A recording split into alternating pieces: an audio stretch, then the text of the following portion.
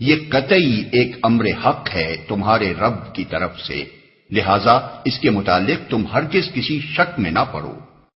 ہر ایک کے لیے ایک رخ ہے جس کی طرف وہ مڑتا ہے، بس تم بھلائیوں کی طرف سبقت کرو۔ جہاں بھی تم ہوگے اللہ تمہیں پا لے گا، اس کی قدرت سے کوئی چیز باہر نہیں، بس تم بھلائیوں کی طرف سبقت کرو۔ پہلے فقرے اور دوسرے فقرے کے درمیان ایک لطیف خلا ہے جس سے سامع خود تھوڑے سے غور و فکر سے بھر سکتا ہے۔ مطلب یہ ہے کہ نماز جسے پڑھنی ہوگی اسے بہرحال کسی نہ کسی سمت کی طرف تو رخ کرنا ہی ہوگا، مگر اصل چیز وہ رخ نہیں ہے جس طرف تم مڑتے ہو، بلکہ اصل چیز وہ بھلائیاں ہیں جنہیں حاصل کرنے کے لیے تم نماز پڑھتے ہو۔ لہذا سمت اور مقام کی بحث پہ پڑھنے کے بجائے تمہیں فکر بھلائیوں کے حصول ہی کی ہونی چاہیے۔ تمہارا گزر جس مقام سے بھی ہو وہیں سے اپنا رخ نماز کے وقت مسجد حرام کی طرف پھیر دو، کیونکہ یہ تمہارے رب کا بالکل برحق فیصلہ ہے اور اللہ تم لوگوں کے اعمال سے بے خبر نہیں ہے۔ اور جہاں سے بھی تمہارا گزر ہو اپنا رخ مسجد حرام ہی کی طرف پھیرا کرو، اور جہاں بھی تم ہو اسی کی طرف منہ کر کے نماز پڑھو، تاکہ لوگوں کو تمہارے خلاف کوئی حجت نہ ملے۔ ہاں، جو ظالم ہیں ان کی زبان کسی حال میں بند نہ ہوگی،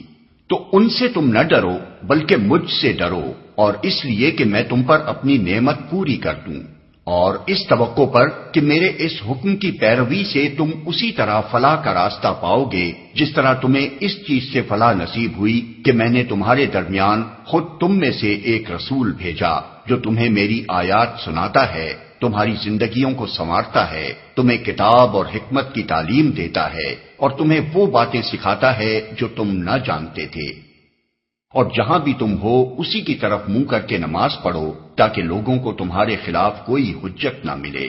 یعنی ہمارے اس حکم کی پوری پابندی کرو، کبھی ایسا نہ ہو کہ تم میں سے کوئی شخص مقررہ سمت کے سوا کسی دوسری سمت کی طرف نماز پڑھتے دیکھا جائے، ورنہ تمہارے دشمنوں کو تم پر یہ اعتراض کرنے کا موقع مل جائے گا کہ کیا خوب امت وسط ہے، کیسے اچھے حق پرستی کے گواہ بنے ہیں جو یہ بھی کہتے جاتے ہیں کہ یہ حکم ہمارے رب کی طرف سے آیا ہے اور پھر اس کی خلاف ورزی بھی کیے جاتے ہیں۔ اس لیے کہ میں تم پر اپنی نعمت پوری کر دوں۔ نعمت سے مراد وہی امامت اور پیشوائی کی نعمت ہے جو بنی اسرائیل سے سلب کر کے اس امت کو دی گئی تھی۔ دنیا میں ایک امت کی راست روی کا یہ انتہائی ثمرہ ہے کہ وہ اللہ کے امر تشریعی سے اقوام عالم کے رہنما و پیشوا بنائی جائے اور نوع انسانی کو خدا پرستی اور نیکی کے راستے پر چلانے کی خدمت اس کے سپرد کی جائے۔ یہ منصب اس امت کو دیا گیا، حقیقت میں اس پر اللہ کے فضل و انعام کی تکمیل ہو گئی۔ اللہ تعالیٰ یہاں یہ فرما رہا ہے کہ تحویل قبلہ کا یہ حکم دراصل اس منصب پر تمہاری سرفرازی کا نشان ہے، لہذا تمہیں اس لیے بھی ہمارے اس حکم کی پیروی کرنی چاہیے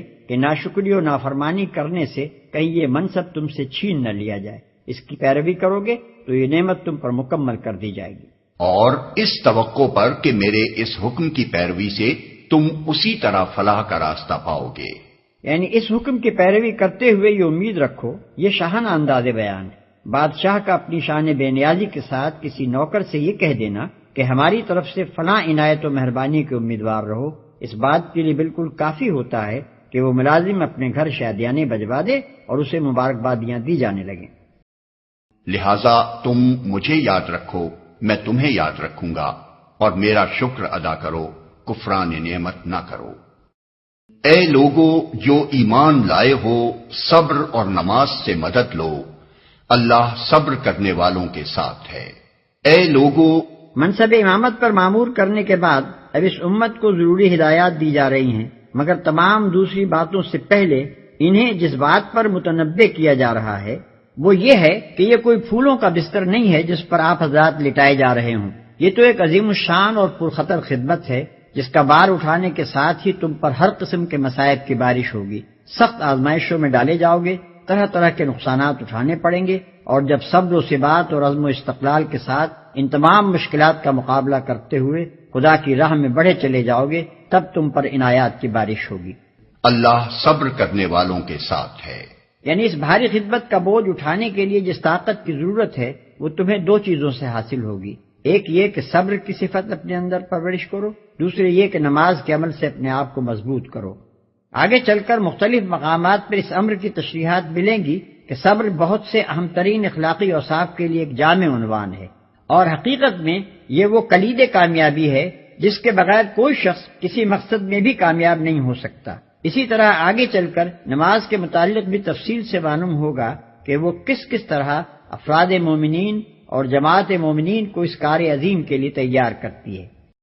اور جو لوگ اللہ کی راہ میں مارے جائیں انہیں مردہ نہ کہو، ایسے لوگ تو حقیقت میں زندہ ہیں مگر تمہیں ان کی زندگی کا شعور نہیں ہوتا۔